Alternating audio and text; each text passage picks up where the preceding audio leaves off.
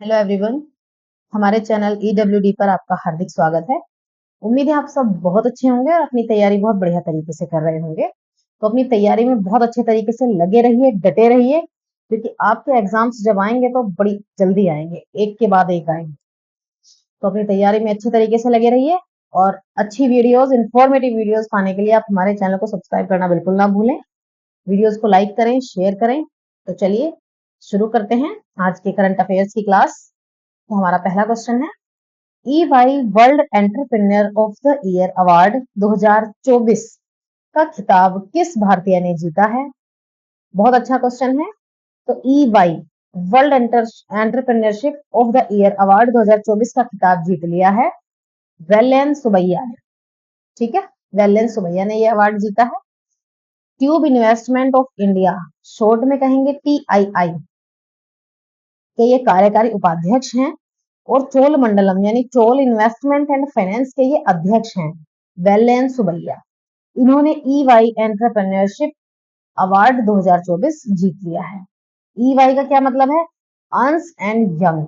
ठीक है, इसे शॉर्ट में लिख दिया जाता है EY। वैसे क्या है ये? Earns and young entrepreneur of the year. इनके बारे में थोड़ा सा जान लेते हैं। देखिए, ये जो वेलेन सुबैया हैं, ये EY entrepreneur of the year award जीतने वाले चौथे भारतीय हैं। इससे पहले 3 भारतीय इस अवार्ड को जीत चुके हैं। किस किसने ये अवार्ड जीता है? ये जीता है N नारायण मूर्ति, जो फाइनेंस के हैं, माफ कीजिए, जो इंफोसिस के हैं। ये इनसे पहले इन्होंने जीता था, नारायण मूर्ति ने। उन्होंने कोटक फाइनेंस के हैं, उदय कोटक, इन्होंने ये अवार्ड जीता है। और बायोकॉन लिमिटेड के किरण मजूमदार शॉ हैं, उन्होंने ये अवार्ड जीत लिया है। चलिए अगला प्रश्न हम देखते हैं।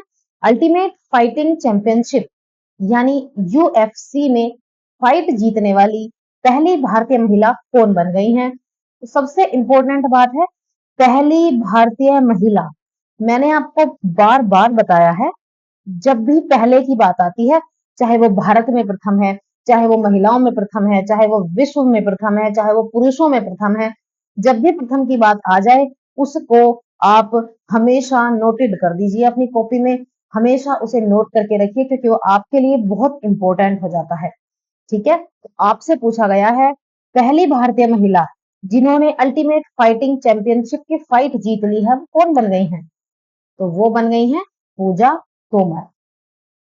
तो ये कहाँ की है? ये यूपी की है और मिक्स्ड मार्शल आर्ट्स यानी MMA की जो फाइटर है ये पूजा तोमर। ठीक है, इन्होंने कहा ब्राजील की रेयान डॉस सैंटोस को हरा दिया है और ये अवार्ड UFC जो लुइसविले 2024 है, ये जीत लिया है।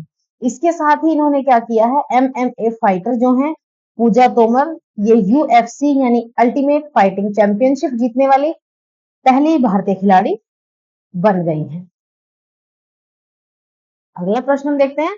रिजर्व बैंक ने डिजिटल भुगतान इंटेलिजेंस प्लेटफॉर्म की जांच के लिए किसकी अध्यक्षता में समिति का गठन किया है? तो देखिए, ये गठन किया गया है AP होटा। AP होटा की अध्यक्षता में ये समिति का गठन हुआ है, जो क्या करेगी? रिजर्व बैंक के डिजिटल भुगतान जो इंटेलिजेंस प्लेटफॉर्म है उसकी ये जांच करेगी। ठीक है, ये कौन है वैसे? ये भारतीय राष्ट्रीय भुगतान निगम के पूर्व MD एंड CEO रहे हैं।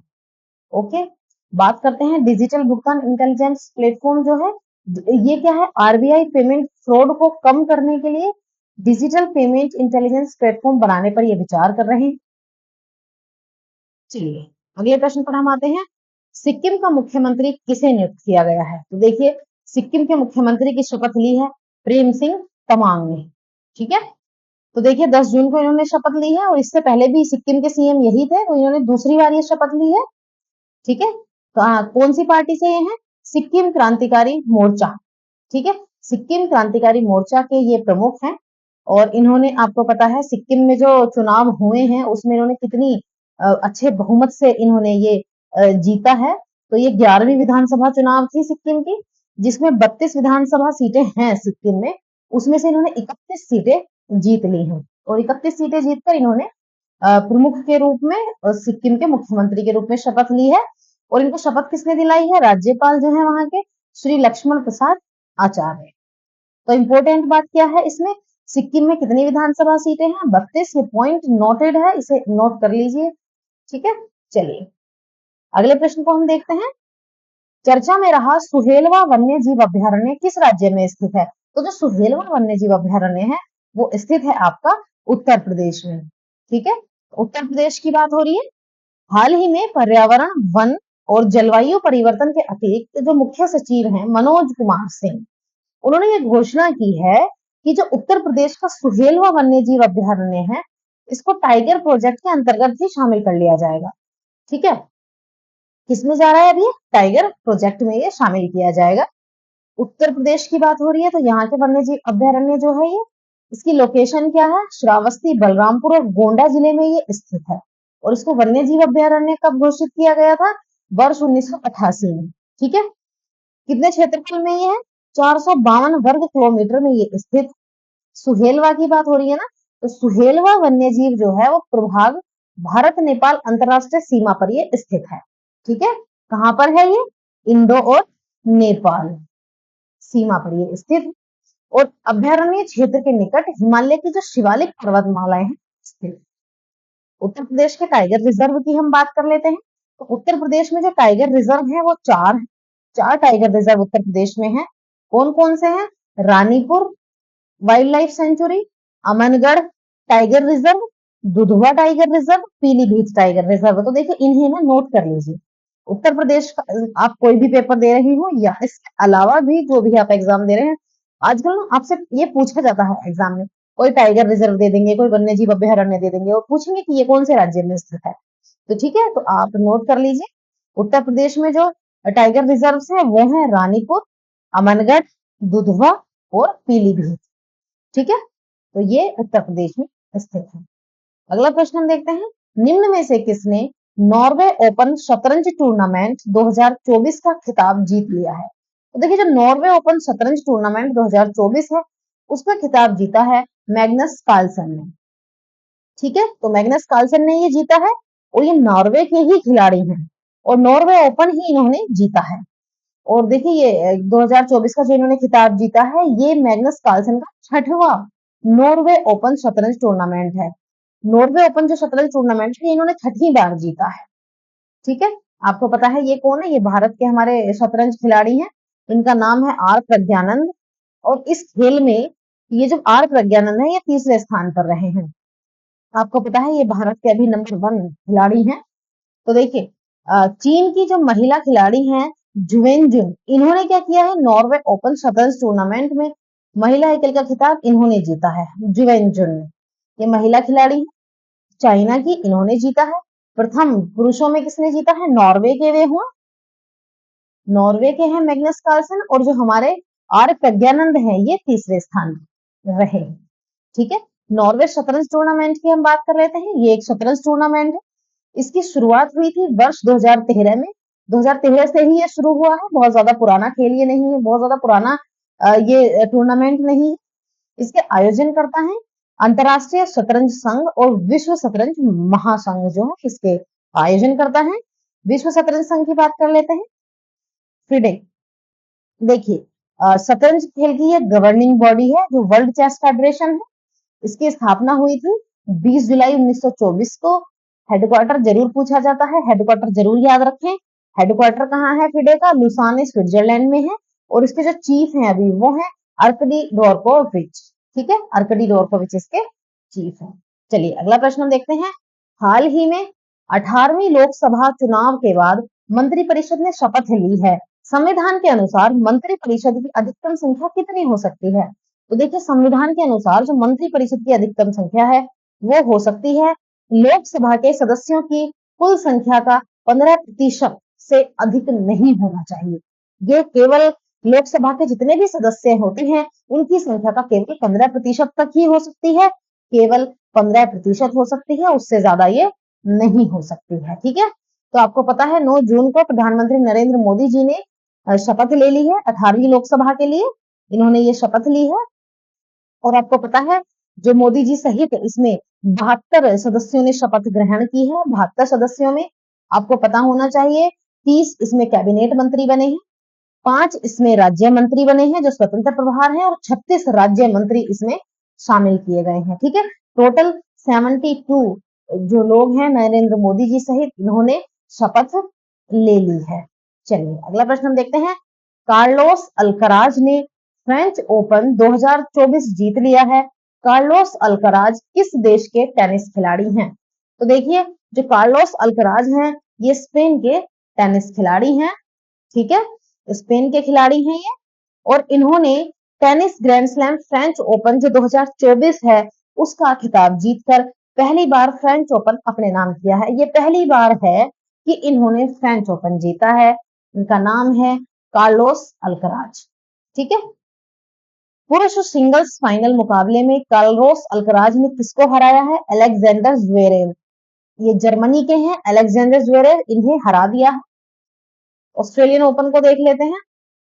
मेंस सिंगल्स में किसने जीता है? ये जेनिक सिनर, ये इटली के हैं। वुमेन्स सिंगल्स में किसने जीता है? आरेना सबालेंका ने जीता है, ये बेलारूस की है। फ्रेंच ओपन की हम बात कर लेते हैं। जो फ्रेंच ओपन है ग्रैंड स्लैम का, ये दूसरा टेनिस टूर्नामेंट है। शुरुआत इसकी 1891 में हुई थी। आयोजन किया हुआ है इसका पेरिस, फ्रांस क्ले कोर्ट पर ये खेला जाता है। चलिए अगला प्रश्न हम देखते हैं। हेल ब्रानर नेकर कप टेनिस टूर्नामेंट किस भारतीय खिलाड़ी ने जीत लिया है? तो देखिए, ये जो हेल ब्रानर नेकर कप टेनिस टूर्नामेंट है ये जीत लिया है आपका सुमित नागल ने। सुमित नागल ने ये जीता है। ठीक है, तो सुमित नागल ने जर्मनी में जो हेल ब्रानर नेकर कप टूर्नामेंट है उसको जीता है। और इन्होंने जीता कैसे है? इन्होंने हराया है स्विट्जरलैंड के अलेक्जेंडर रिचर्ड को। अलेक्जेंडर रिचर्ड को इन्होंने 6-1, 6-7, 6-3 में हरा दिया है। इस मुकाबले में इन्होंने हराया है। इनका मुकाबला काफी कड़ा रहा, और ये सुमित नागल का छठा एटीपी चैलेंजर अवार्ड है। ठीक है, और इस जीत के साथ इन्होंने ओलंपिक, पेरिस ओलंपिक के लिए लगभग क्वालिफाई कर लिया है। ठीक है, हिल ब्रॉनर नेकर कप की बात आती है, ये क्या है? ये टेनिस टूर्नामेंट है जो 2014 से जर्मनी के हिल ब्रॉन में आयोजित किया जाता है। यह टूर्नामेंट एटीपी चैलेंजर्स टूर का हिस्सा है। ठीक है, चलिए अगला प्रश्न हम देखते हैं। भारत के किस संगठन को द एशियन बैंकर द्वारा best conduct of business regulator award से सम्मानित किया गया है? ठीक है, तो कौन सा है ये संगठन जिसे द एशियन बैंकर द्वारा best conduct of business regulator सम्मानित किया गया है? तो देखिए, वह है सेबी। सेबी का मतलब क्या होता है? सेबी की फुल फॉर्म है आपकी securities and exchange board of India. ठीक है, सेबी को द एशियन बैंकर द्वारा best conduct of business regulator award से सम्मानित किया गया है। भारत में सिक्योरिटीज मार्केट्स के लिए फ्रेमवर्क को बढ़ाने के लिए यह अवार्ड दिया जाता है। एशियन बैंकर की बात हो रही है। एशियन बैंकर ने कहा है कि जो एसबीआई के निवेशक हैं उनके लिए निपटान क्रिया को और बेहतर बनाने के लिए लगातार कार्य कर रहा है।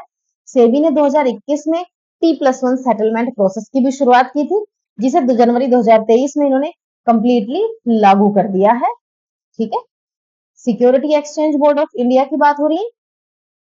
ये भारत सरकार के वित्त मंत्रालय का जो प्रशासनिक डोमेन है उसके तहत ये एक सिक्योरिटीज एंड कमोडिटी मार्केट की रेगुलेटरी बॉडी है। आपको पता होना चाहिए ये किसके अंडर में है, कैसे वर्क करती है।